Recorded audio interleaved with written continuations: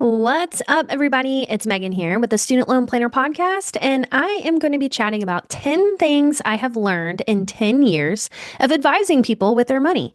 I'm Megan with Student Loan Planner. Believe it or not, I know I look very young. I have been advising folks for about 10 years now. I started my career in 2014 in an internship. I worked at a financial planning firm as an intern for basically I got course credit for it, which was pretty cool. It was like real life work experience that we could do and get credit at college for that as a class. And the funny thing is, I still had to pay tuition for that class, even though I was doing an unpaid internship. So kind of feel like I got the short end of the stick there in the sense of the cost goes. I don't know what I was paying for, honestly. I paid to work at a job that allowed me to get credit. I don't know.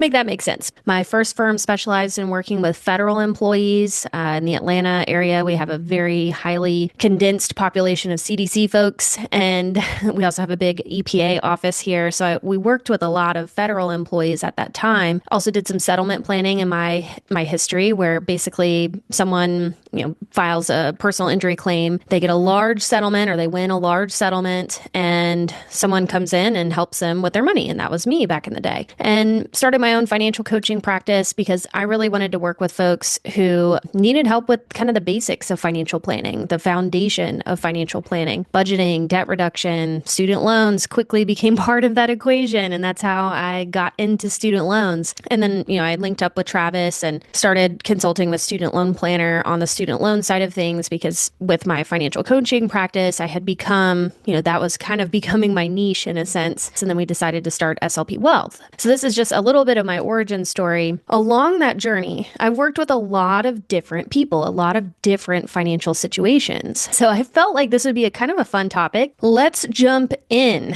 Number one, emotions drive decisions. Oh man.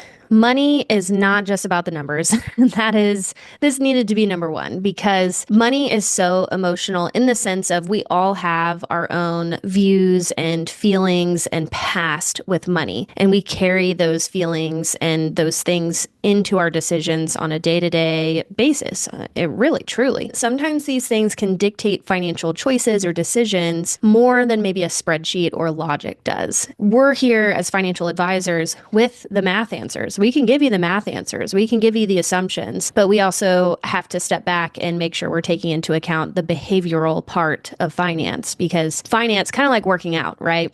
The math is like the weights and hitting the gym and getting our highest PR. But that is only part of what gets you fit. Your food, your nutrition, that is a bigger part of the equation too, right? That's what's going to, I think they say abs are made in the kitchen, right? Well, behavior is a big driving factor in the success with your finances. So we have to take that into account as well when we're giving advice and when we're guiding folks through financial decisions. So if you feel like you've ever made some emotional financial decisions, you are not alone. It is very common. It helps when you have a plan to make sure you could fall back on that plan to remind yourself, okay, this is an emotional decision based on fear or based on greed or whatever it is. I need to stick to the plan, right? Because the plan could be your logic that you lean on. Next up, clarity beats complexity. Clarity is, I think, really important because we do live in such a complex world, right?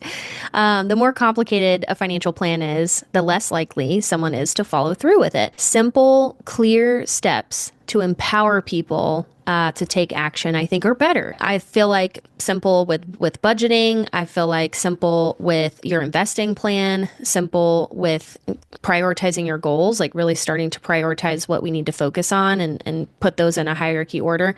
Like simplification can really help you move fast in your plan and working towards your goals. The more complex it is, doesn't mean it's better. It might not need to be that convoluted. So think about that with your finances. I do think simple is better overall. Third on my list is unexpected expenses are inevitable, no matter how well you plan.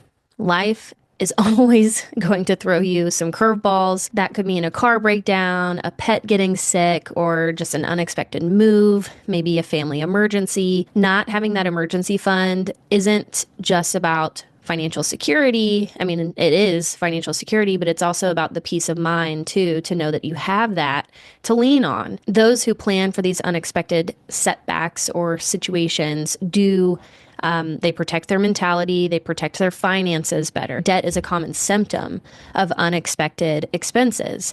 So if we're preparing that emergency fund, 3 to 6 months of necessary living expenses, it's going to be there if and when you need it. And again, unexpected things are inevitable. And that's okay. That's life. We can move forward and we have financially prepared for it. Goals need deadlines. This is my number 4. I think everything needs a deadline.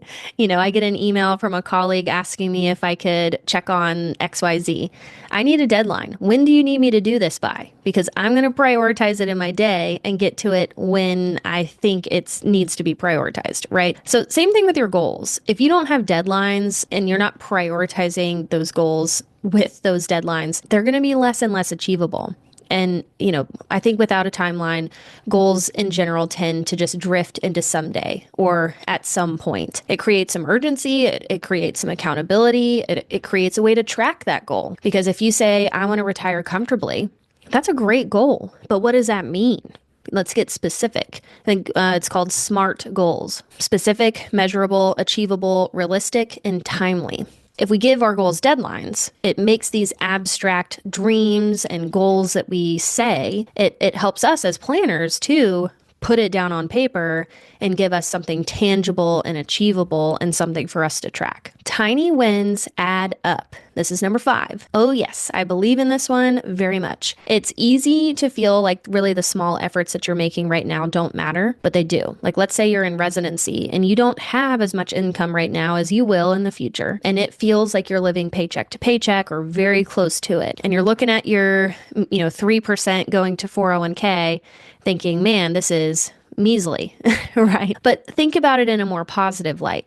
That is money that you're putting away and that maybe you're getting a match on, hopefully. Even though it's smaller right now, it's still something. It's still something getting into the market now. And it's going to be your oldest money in this account that's going to grow over the life of your career. And it also creates habits. I think that's the other thing is tiny wins or tiny things that you're doing now, it's a habit that you're building that you can grow on. If we just decide, oh, well, that's too small, I don't even want to put effort into it.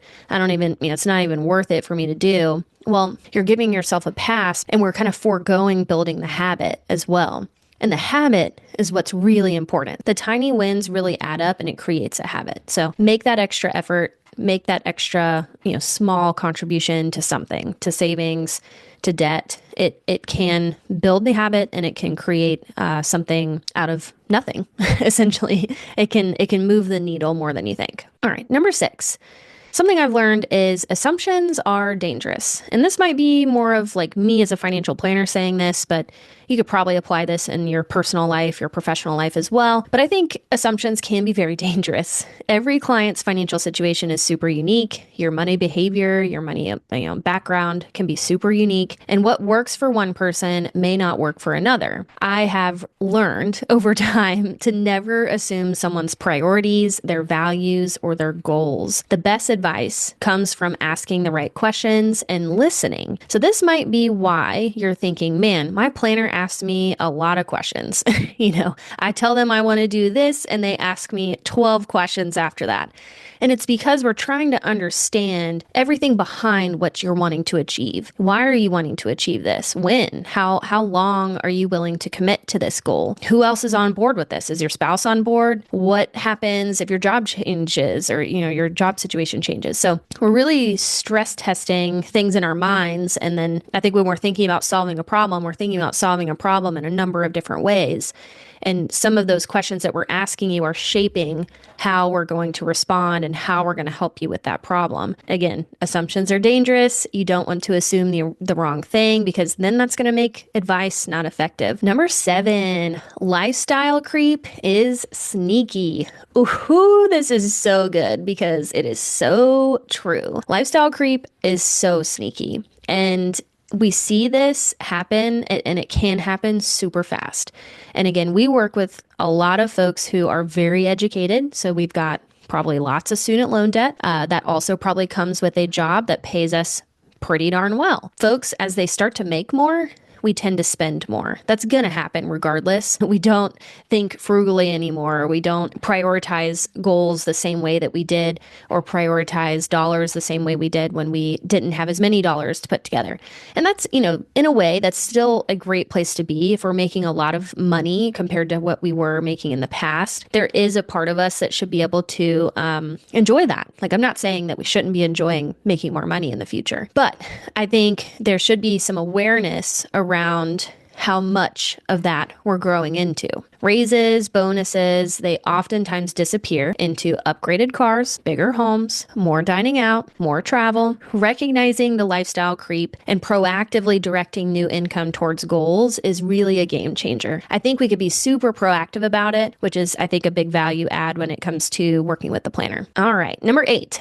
Automation is your best friend. Automation is so great and so powerful because it takes the decision out of the equation of doing something. So automating your savings, your bill payments, your investments. Human error can happen. Procrastination can happen. And if we take that all out of the equation, let's say, the day that you get paid, you're supposed to transfer over X amount of dollars into your investment account. Well, you had a bad day today, and you don't feel like doing anything, right? You forget to make that transfer. And then all of a sudden, that money that you were supposed to transfer over into savings is there, and it's spent potentially. I see this happen a lot if we don't have automation. If it's not out of the way, out of sight, out of mind, it gets gobbled up into expenses sometimes. So the automation could be super helpful, and it just kind of trains you to live off of less, for automating those things, automating savings. Also, bill payments in general, like this can help your credit as far as like not missing payments. You don't want to ever be late on debt payments, credit card payments, because that is the number one thing that affects your credit score is on time, in full monthly payments. If we've got everything set up on auto pay, that's going to help us with the mental load of remembering to go in and pay that. I really do think automation is one of the easiest ways to stick to a financial plan. And I do feel like when clients automate, they oftentimes save more and the stress is less. Number 9, retirement feels abstract until it doesn't. I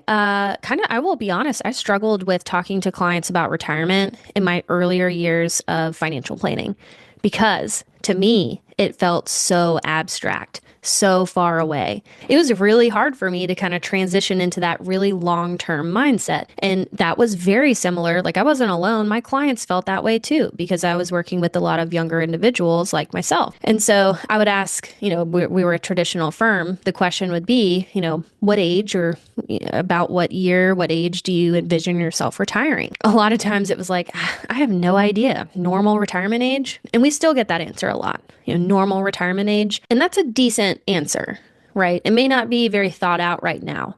And that's okay. I'm not saying we have to have it all planned out super early. Not necessarily. But I do think having a direction is helpful. In general, I think when people are younger, retirement continues to seem really far away. And it's really hard to prioritize saving for it. As you approach your 50s, that shouldn't be when saving for retirement becomes more urgent. We should have been saving for retirement. And hopefully I'm preaching to the choir right now because you're prioritizing your financial education. You're likely maybe a client of either Student Loan Planner or SLP Wealth. So kudos to you because that is not the norm. And I think it's a lot of work on the advisor's part to stress the the importance of retirement and make sure that we're taking care of the long term, even though a lot of people don't care about the long term right now, while focusing on the now. And sometimes that balance can be hard, but if we have the right game plan, it could be automated really nicely to where we don't even have to think about it, and could be something that's building in the background, which is nice. Last thing, number 10, saying no is very powerful. Saying no, whether it's to an unnecessary purchase, a bad investment, or even a family member asking for money, can be liberating. It can feel uncomfortable at first, but it can feel liberating. Learning to prioritize your own financial goals over the external pressures is one of the most empowering lessons and one of the most empowering things you can do and you can feel for yourself. I think this is something that you learn and you grow in over time. I say this a lot, being grounded in your goals, grounded in what you're working towards can be really helpful when it comes to saying no. Because the way I like to frame it is we're saying no to say yes to something else that we care more about or that's more important to us. That's how I would think about it. Getting grounded with your goals. That just means, what are you working towards? What's going to help you get to those goals and what's not going to help you get to those goals? That's something that you can reflect on for yourself, think about, learn, and know what you should be doing for yourself going forward and what you should be saying no to. But thanks for hanging out with me today and just talking through the lessons I've learned as a financial advisor over the past 10 years. And I'll catch you on the next one.